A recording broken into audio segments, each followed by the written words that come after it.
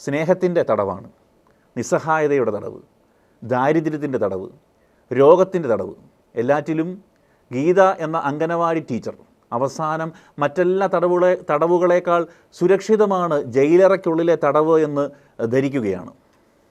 അതിനവർക്ക് പ്രചോദനമാകുന്നത് മൊയ്തു എന്ന കഥാപാത്രമാണ്. തടവ് മനുഷ്യരുടെ കഥയാണ്.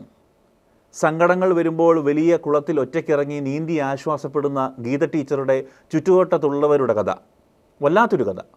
പുതിയ സമൂഹഘടനയിൽ ഈ കഥ അവിശ്വസനീയമാണ് എന്നൊക്കെ തോന്നാം.